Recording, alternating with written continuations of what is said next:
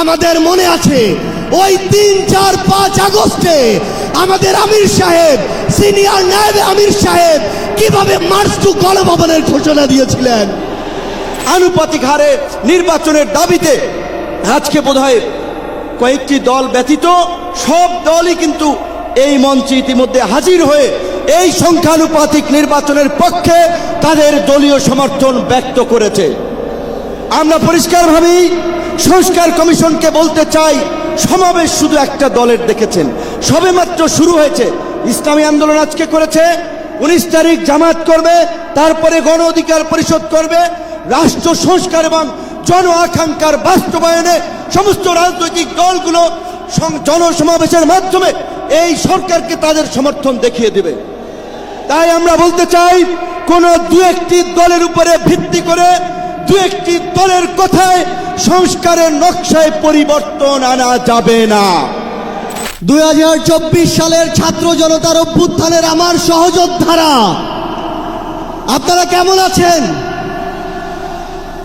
আমার সামনে আজ এই ইসলামী আন্দোলন বাংলাদেশের মহাসমাবেশে যে লক্ষ ছাত্র জনতার উপস্থিতি, তারাই ছিল আমাদের জুলাই অভ্যুত্থানের অন্যতম সহযোদ্ধা।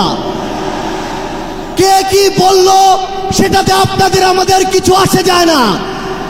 আমরা যতক্ষণ জুলাই অভ্যুত্থানের ওই স্পিরিটে নিজেদের বুকে ধারণ করে শহীদের যে আত্মত্যাগ, জুলাইয়ের যোদ্ধাদের যে রক্ত দেওয়া, সেগুলোকে আমরা যতক্ষণ ধারণ করে সামনের দিকে এগিয়ে চলবো, ততক্ষণ কারো প্রপাগান্ডা আমাদের কিছু আসে যায় না। ততক্ষণ ওই বিদেশি এজেন্টদের চক্রান্তে আমাদের কিছু আসে যায় না। আমাদের মনে আছে ওই 3, 4, 5 আগস্টে আমাদের আমির সাহেব, সিনিয়র নায়েব আমির সাহেব কিভাবে মার্চ টু গণভবনের ঘোষণা দিয়েছিলেন। আমরা স্পষ্ট করে আপনাদেরকে একটা কথা বলি, এই 24 পরবর্তী বাংলাদেশে আমরা যারা অভ্যুত্থানের সহযোদ্ধা ছিলাম, আমরা যদি ঐক্যবদ্ধ থাকি, আগামীর বাংলাদেশে আর কোন ফ্যাসিস্ট কোন নামে কোন ব্যক্তিকে সামনে রেখে, কোন দলকে সামনে রেখে এই বাংলাদেশে দাঁড়াতে পারবে না। এখন জনগণের সামনে আমাদের দৃষ্টান্ত স্থাপন করতে হবে। আমরা আমাদের কাজের মাধ্যমে প্রত্যেকটি ক্ষেত্রে যেন সেই দৃষ্টান্ত স্থাপন করতে পারি।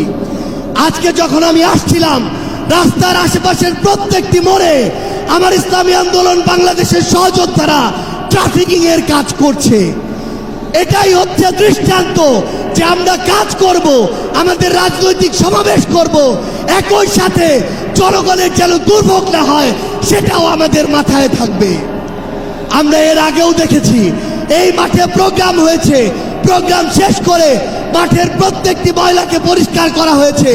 এটাই হচ্ছে আগামীর বাংলাদেশের দৃষ্টান্ত যে আমাদের যারা সাময়িক যদি কোনো সমস্যা হয়, আমরা আবার ঐক্যবদ্ধভাবে সেই সমস্যার সমাধান করব। একটা জিনিস মনে রাখতে হবে, এই অভ্যুত্থানে আপনারা যখন ঢাকার গুরুত্বপূর্ণ পয়েন্টগুলো থেকে শুরু করে দেশের বিভিন্ন রণক্ষেত্রে অংশগ্রহণ করেছেন, আপনাদেরকে পাঞ্জাবি পায়জামা টুপি দেখে টার্গেট কিলিং করা হয়েছে। আমার মাদ্রাসার অসংখ্য ভাই এই টার্গেট কিলিং এর শিকার হয়েছেন। আগামীর বাংলাদেশে কেউ যেন কাউকে ট্যাগিং করে টার্গেট কিলিং এর শিকার না করতে পারে, সে বিষয়ে আমাদের ঐক্যবদ্ধ থাকতে হবে। আমরা সংস্কার বিচারকে সামনে রেখে আমাদের এই লড়াই করছি। আপনারা পিআর এর কথা বলেছেন, এই যে পিআর, আগামীর বাংলাদেশের সংসদে আমরা যদি আসলেই জনগণের প্রতিনিধিত্ব চাই, তাহলে আগামীতে এই পিআর নিয়ে আমাদের আরো জোরে সোরে ভাবতে হবে। আমরা আপনাদেরকে স্পষ্ট করে আমাদের জাতীয় নাগরিক পার্টি এনসিপির পক্ষ থেকে অঙ্গীকার করি, বাংলাদেশের প্রশ্নে, জনগণের প্রশ্নে আপনারা যদি ঐক্যবদ্ধ থাকেন, আপনাদের সাথে কাঁধে কাঁধ মিলিয়ে 24-এর মতো এনসিপি আবারও আগামীর বাংলাদেশে লড়াই করবে। আমাদের এই বাংলাদেশের 24-এর অভ্যুত্থানের স্পিরিটের প্রশ্নে, ওই খুনিদের বিচারের প্রশ্নে, রাষ্ট্রের সংস্কারের প্রশ্নে আমরা ঐক্যবদ্ধভাবে এগিয়ে যাব। আমরা যতদিন ঐক্যবদ্ধ থাকব, ততদিন এই বাংলাদেশে আর কোনো হাসিনা মাথা উঁচু করে দাঁড়াতে পারবে না। ইনশাআল্লাহ আপনাদের সাথে আমাদের আবারও দেখা হবে। রাজপথের লড়াইয়ে অথবা বিজয়ে, ততদিন পর্যন্ত সত্যের সাথে থাকবেন, ন্যায়ের সাথে থাকবেন। যত বড় খুনি, যত বড় সাহসী, যত বড় নেতাই ফ্যাসিস্ট হয়ে ওঠার চেষ্টা করুক না কেন, আমরা ঐক্যবদ্ধভাবে তাদেরকে প্রতিহত করব ইনশাআল্লাহ। আজকের এই সমাবেশের জন্য ইসলামী আন্দোলন বাংলাদেশের নেতৃবৃন্দকে ধন্যবাদ জানাই। আমি গাড়ি থেকে আসার পথে দেখেছি মৎস্য ভবন, শাহবাগ, হাইকোর্ট মোড় সমস্ত জায়গায় লোকে লোকারণ্য, এই মাঠের বাইরেও। কাজে মাঠে যারা আছেন, মাঠের মধ্যেই লোকে সীমাবদ্ধ, এটা না, চতুর্দিকে লোকে লোকারণ্য।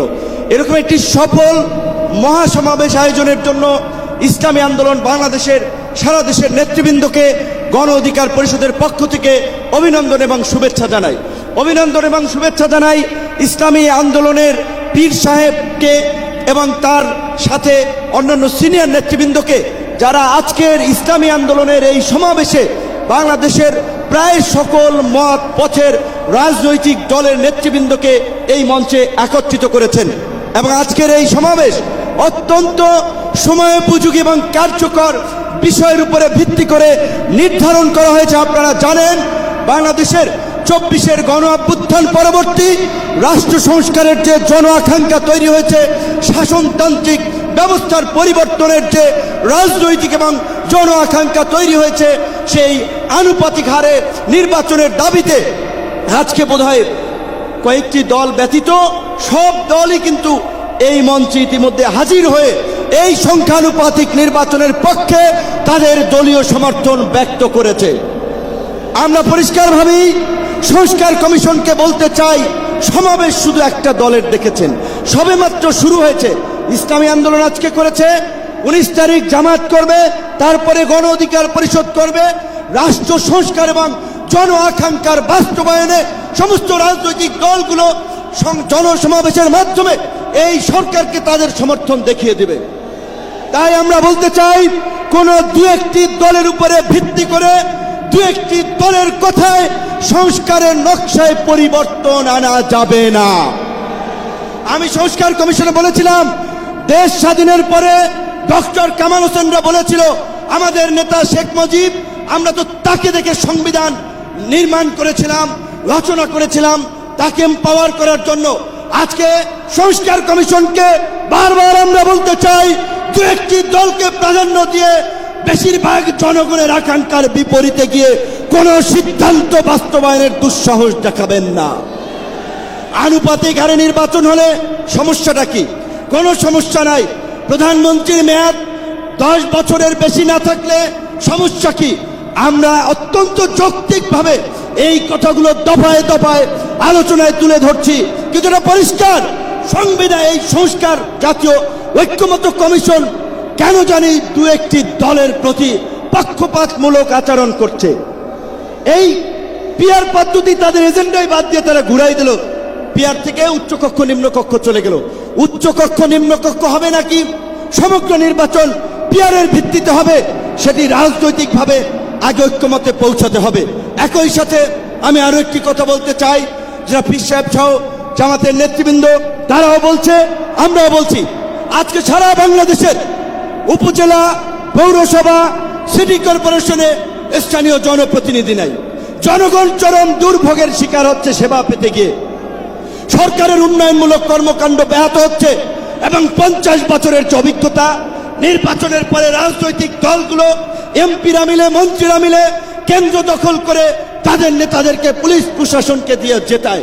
কাজী এই সরকারের আমলে যেমনি ভাবে জাতীয় নির্বাচন হবে, একই সাথে অনতি বিলম্বে আমরা স্থানীয় নির্বাচন আয়োজনেরও দাবি জানাচ্ছি। সবাই ভালো থাকবেন। আসসালামু আলাইকুম।